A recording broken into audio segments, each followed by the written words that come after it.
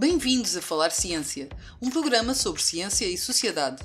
Hoje trazemos 3 exemplos de modelos de comunicação em ciência. Literacia científica é a capacidade do indivíduo de compreender, interpretar e aplicar esse conjunto de saberes e de conhecimento científico de forma crítica, responsável e contextualizada. À semelhança de Portugal, o Ministério do Ambiente e das Alterações Climáticas do Canadá é responsável pela coordenação de políticas ambientais, pela proteção do ambiente e pela gestão dos recursos naturais do país. O Ministério trabalha de forma muito próxima com a Canadian Association of Science Centers, a entidade científica que faz a ligação entre os cientistas e os agentes políticos que têm o poder de aplicar as medidas propostas. Mas é na comunicação que o Departamento Ambiental canadiano se destaca. No canal de YouTube, por exemplo, estão disponíveis vários programas dirigidos a um público mais jovem, com múltiplos episódios explicativos de temas ambientais, entrevistas a cientistas e reportagens.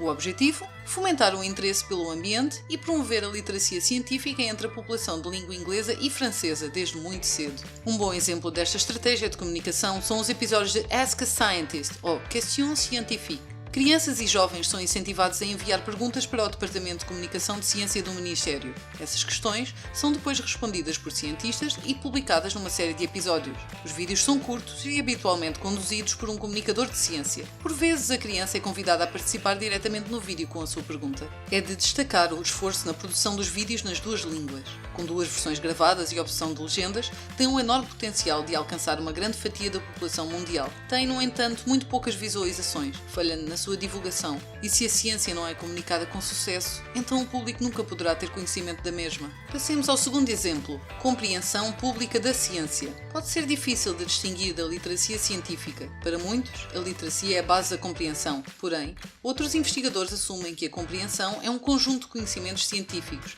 tal como o entendimento do trabalho concretizado. Espera-se que com estes conhecimentos se possam fazer escolhas políticas e sociais informadas. O SciShow é um canal de YouTube criado por Hank Green e nasce de uma importante missão: comunicar ciência de forma profunda e objetiva, acessível a todos. Os vídeos abordam curiosidades de variados temas, como a física, a biologia, a astronomia e outros campos científicos com a ajuda da cultura pop.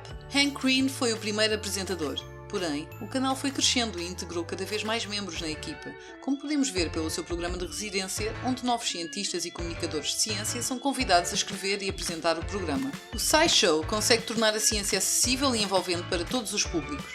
Cada vídeo começa com uma história ou piada em que se cria um fio condutor para as explicações. O recurso a gráficos e animações ajuda a ilustrar os conceitos. Quando é difícil de entender a aplicação destas pesquisas, o programa mostra como se aplicam no mundo real ou porque não são ainda usadas. O projeto tem, contudo, algumas fragilidades, como o uso excessivo de stock footage, bem como a escassa interação com o público, que é feita exclusivamente através de comentários no YouTube ou no Patreon, do qual depende para o seu financiamento. O SciShow tem como objetivo tornar a ciência acessível a todos, mas disponibiliza as suas legendas apenas em inglês, excluindo uma grande parte da população. Ainda assim, o canal promove novas formas de aprender ciência, facilitando o acesso ao conhecimento científico generalizado. Por fim, temos a participação pública na ciência. Surge quando cidadãos comuns, geralmente não especialistas, contribuem ativamente para o conhecimento científico. A partir da observação e recolha de dados, ajudam a responder a perguntas que a ciência não conseguiria responder sozinha. Plastic Pirates Go Europe é um projeto europeu de ciência cidadã dedicado a monitorizar a poluição plástica nos rios. A iniciativa reúne investigação e educação para compreender melhor como os resíduos plásticos circulam nos rios e acabam por chegar ao mar.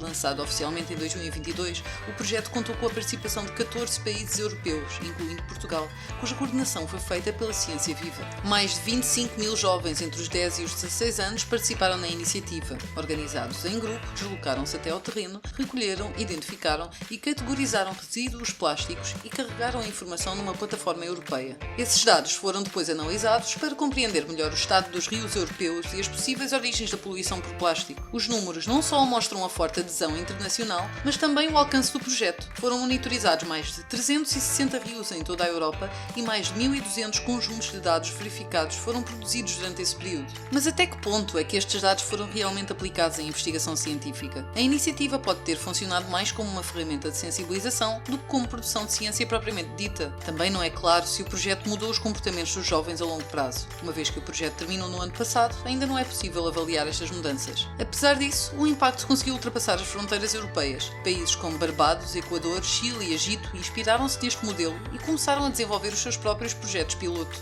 mostrando como Plastic Jurassic Pirates se tornou uma referência global de ciência cidadã. Até breve!